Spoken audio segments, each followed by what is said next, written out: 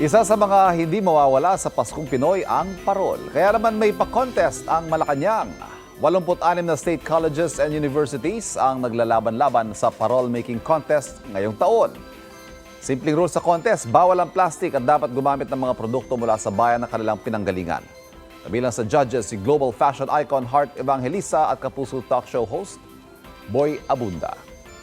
Ngayong linggo, i-anunsyo ang mga mananalo kasabay ng pagpapailaw sa giant Christmas tree sa palasyo sa panguna ni Pangulong Bongbong Marcos.